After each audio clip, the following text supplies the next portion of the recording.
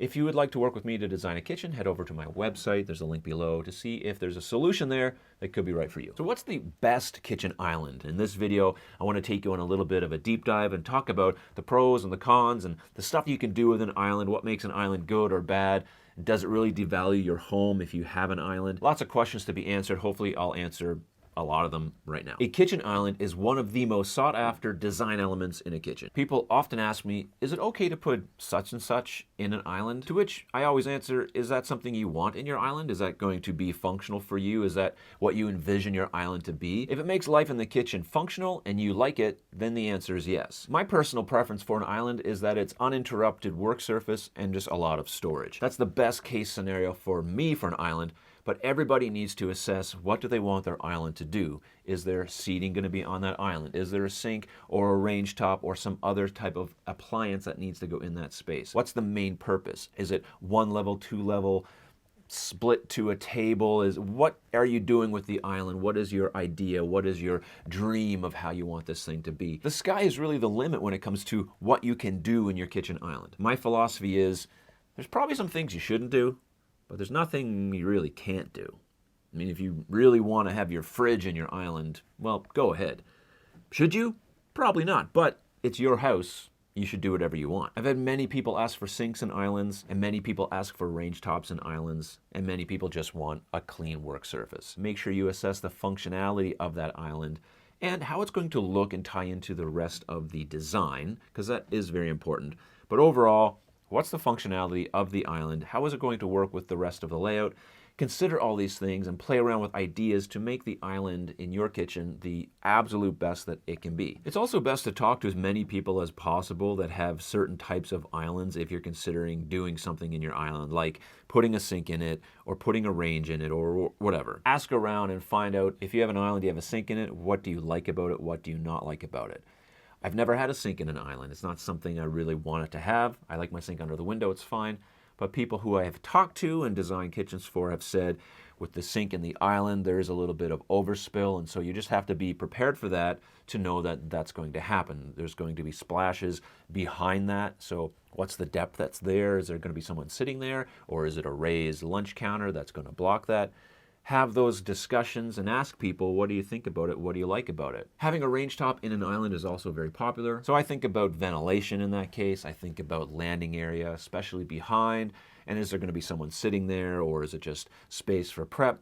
Lots of different things to consider, but there's no right or wrong way to do an island. I've seen lots of islands that I didn't like, and I've seen lots that I do like. But the main thing is that it's functional for you and how you want it to operate. So how do you choose the right shape and size of a kitchen island for your home? A lot of homeowners, and you might be one, have a smaller kitchen and you're looking at ways to incorporate an island. And I get this question all the time, can I fit an island into this kitchen? So it comes down to three different factors for me on whether an island will work for your space or not. And the first one is pretty simple, it's space. Do you have space, clearance, room to fit an island? Because if you don't, there's really no point in going any further with the discussion. If you just don't have the clearance, maybe there's something else that's better suited for that space, like a roll-in cart or something you can move around. Oftentimes we're trying to fit 10 pounds of potatoes in a 5-pound bag, and the island just doesn't work. So first you have to assess, do you have enough space, and is there a way to make enough space with a new layout? Secondly is function.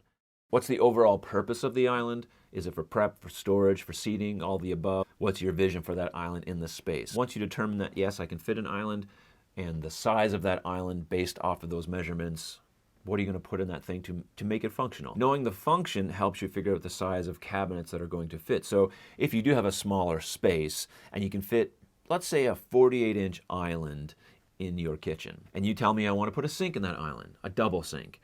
So that double sink needs a 36-inch cabinet, and to take up the rest of the space, you need a 12-inch cabinet. 12-inch cabinets, for number one, they're not generally that useful overall. It's kind of like filler space, in my opinion. And a 36-inch sink base is perfect, but now you can't put it in the center, so you have no landing area on one side of the sink and only a tiny bit of landing area on the other side. Looking at the front, it's going to look kind of weird with two 18-inch doors and a 12-inch door. So that generally wouldn't work to put a sink there. But if you just had two 24-inch drawer banks, perfect. Now It looks balanced, there's lots of function to it, it makes more sense. So the overall function is very important in determining what kind of cabinets make sense for the island. Third thing I consider is layout. Meaning, is there a better way to lay out your space where you don't need an island, but you get the functionality of what you think you're losing by not having an island? Maybe there's a better way to design this kitchen. Usually in a smaller kitchen where you're trying to jam in an island might not be the best idea. There might be a better way to design that. So if you're just in love with the island and you're having a hard time letting it go, let a designer design something for you so that you don't have an island and you can see the different options that you have. Because there just might be a better way. Sometimes just using a rolling cart would be a better option, something you can move in and move out that doesn't take up permanent space but can be stored somewhere else.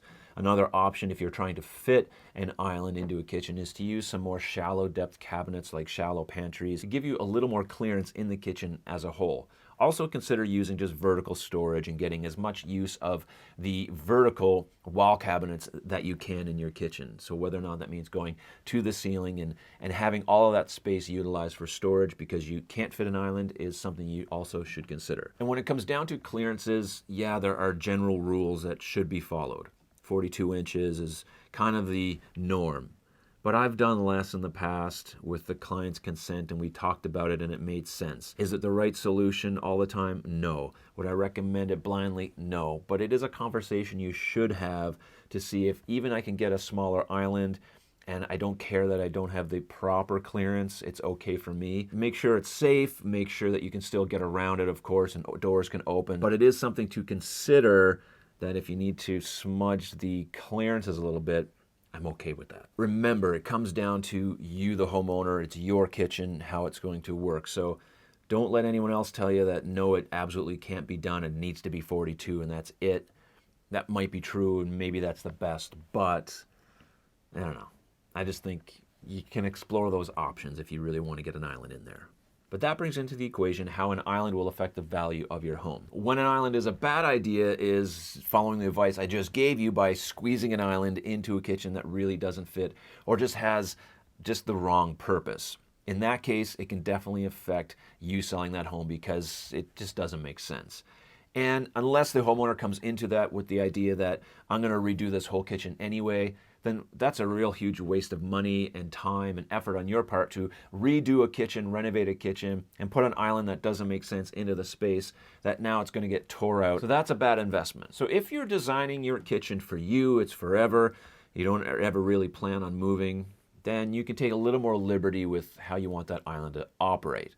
But if you're flipping the house or you think you're going to sell in a few years, really pay attention to the size of the island, the functionality of the island, and the clearances around that island and how it fits into the overall design of the kitchen. Islands have not always been part of the kitchen as we know it. They really started to come around in the 1950s, and later on in the 80s, they became a real main part of many kitchens. But back in the day, Frank Lloyd Wright, who is a very famous architect, was the one who sort of brought islands into the forefront in terms of how they are integrated into the layout of a kitchen to make the kitchen more of a place that is family friendly and open. His idea was that the kitchen is the psychological center of the home, basically the heart of the home. And that the kitchen island was the inner heart that made the whole thing beat, kind of like, I don't know, your ventricle or your atrium, one of those things. I remember when I came into designing kitchens, when I first came on the scene in the 90s, what was happening is that islands were becoming even more and more popular. Many of the cabinets and kitchens that I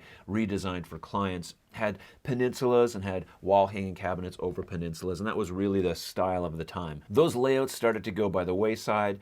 Kitchens were starting to be opened up by having the see-through cabinets, wall-hanging cabinets over peninsula that may be a little higher or glass on both sides. Then homeowners started taking down those wall cabinets and just having the peninsula so that there was this really nice line of sight, made everything even more open. And then walls started coming down and peninsulas started to be removed and islands started going in more and more and more. There's very few homes where the client is not looking for an island, or at least if there's not enough room, they're trying to figure out how they can fit one in. So the kitchen island has definitely become top of mind for what consumers want in their kitchen. And I can't blame them because I'm one of them. I love the kitchen island. I love my island. I love the islands I've had in kitchens past. I love the functionality that it provides. And if it were up to me, every kitchen would have an island. And one of the biggest questions I get asked is about seating in an island. I'm going to tell you something that might shock you. Seating's overrated. There, I said it. It's just overdone. I'm totally over it. I think it's completely overrated. Mark, are you against seating in an island? Well, no, I'm not against seating in an island. It's just not always the best decision. We see pictures of kitchen islands. They have seating. They look beautiful. It looks really great. But is it the right decision for your kitchen? That's the main question. The answer might be no, and that's okay.